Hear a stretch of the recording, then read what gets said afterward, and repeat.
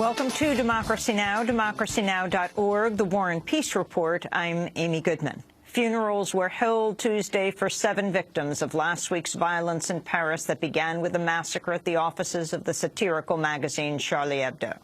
3 police officers killed in the attacks were laid to rest in France, while 4 Jews slain in the siege of the kosher supermarket were buried in Israel. The French Parliament paid tribute to the victims with a moment of silence that spontaneously turned into a singing of France's national anthem. French lawmakers also overwhelmingly backed an extension of their government's role in the U.S.-led bombing of ISIS. The vote was 488 to 1. The Yemen-based group al-Qaeda in the Arabian Peninsula has issued a new statement claiming responsibility for the Charlie Hebdo massacre. In a video posted online, a top AQAP commander, Nasser bin Ali al-Ansi, said the organization financed and planned the attack.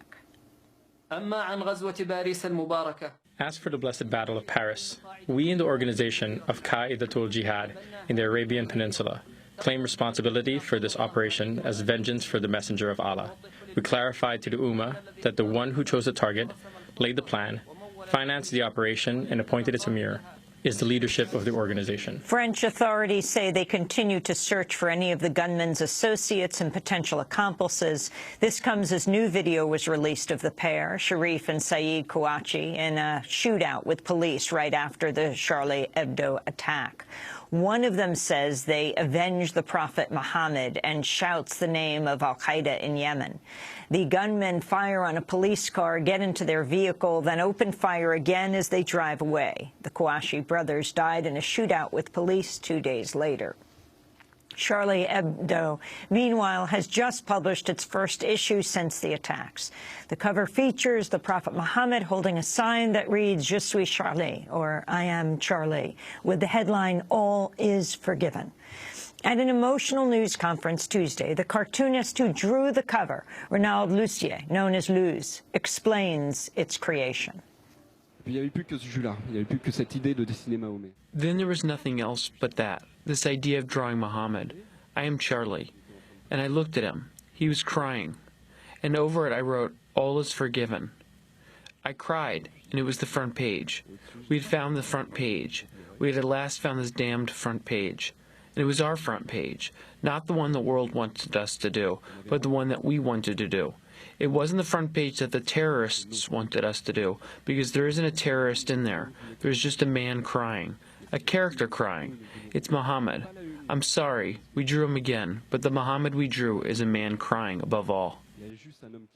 North Korea has offered direct talks with the U.S. to resolve an impasse over the regime's nuclear tests and American military drills on its border. The Obama administration has dismissed a North Korean offer to freeze nuclear testing if annual U.S. military drills with South Korea were also suspended. Speaking at the UN, North Korea's Deputy Ambassador An Wong-hun urged the U.S. to take its offer seriously.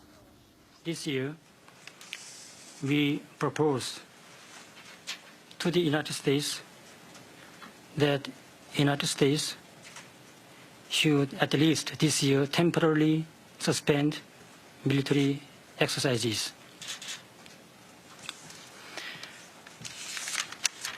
But the United States administration responded by saying that military exercises are different, a separate issue from the nuclear test issue. You know what? They do not want to accept our proposal. North Korea has been hit with international sanctions for 3 nuclear tests since 2006. The U.S. says it's open to talks in general, but won't link its annual South Korea war games to North Korea's nuclear tests. The news of North Korea's offer came hours after U.S. officials warned of new sanctions in retaliation for the cyber attack on Sony, which the Obama administration blames on the North Korean regime. North Korea has denied involvement, asking the U.S. to provide proof and offered a joint inquiry, which the U.S. has rejected. President Obama hosted top Republican leaders, including House Speaker John Boehner and new Senate Majority Leader Mitch McConnell at the White House Tuesday for a meeting aimed at finding common ground. Obama said he expects to work with Republicans on issues including cybersecurity and trade. I think we agree that this is an area where we can work hard together, get some legislation done, and make sure that we are much more effective in protecting the American people from these kinds of cyber attacks. I think that there's going to be opportunities for us to work together on trade. There's going to be opportunities for us to work together on simplifying the tax system and making sure everybody's paying their fair share. There are going to be opportunities for us to streamline government so it's more responsive. On Tuesday, President Obama unveiled new cybersecurity rules in the wake of the hack on Sony Pictures and the compromising of the Pentagon's Twitter account. The proposals would allow for increased information sharing between corporations and agencies, including the NSA, in part to give firms legal immunity for providing their data to the government. The White House says the sharing would not include personal information. The Obama administration set to announce new regulations to cut emissions of methane gas. The plan will reportedly seek a 45% cut in 2012 methane levels by the year 2025. The Environmental Protection Agency will formally propose the rules this summer, followed by final regulations next year. Rallies have been held across the U.S. to oppose a new Republican push for the Keystone XL oil pipeline. The Republican-controlled Senate's expected to vote for Keystone's construction this week following House passage Friday. On Tuesday, activists gathered in cities across the country to urge President Obama to follow through on his threat to veto the Republican bill and to reject the pipeline for good. Georgia's carried out the nation's first execution of 2015. On Tuesday, 66-year-old Army veteran Andrew Brennan was killed by lethal injection for the 1998 murder of a sheriff's deputy. Defense attorneys had unsuccessfully sought clemency by arguing Brennan's jury was never fully informed of his severe physical and mental damage from serving in the Vietnam War, including PTSD. Oklahoma is set to be the next state to carry out an execution Thursday. It'll be the first time Oklahoma attempts to kill a prisoner since botching a lethal injection in April. The New York City Board of Corrections has voted to ban solitary confinement for prisoners between the ages of 18 to 21 at Rikers Island. The decision follows scrutiny of the prison's treatment of young prisoners, calling the rules a step forward. The New York Civil Liberties Union said, quote, "An institution as profoundly broken as Rikers Island will require wholesale reform to transform it into a humane environment that emphasizes treatment and rehabilitation over punishment and isolation." Newly released video shows a police officer breaking down in tears after fatally shooting an unarmed man in Montana.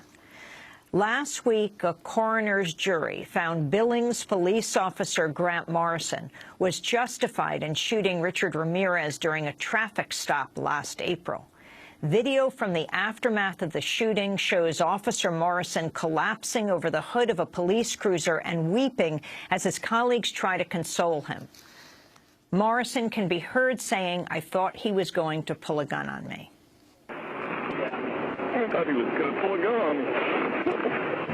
Maybe he was. Maybe he was. Jesus Christ. You survived.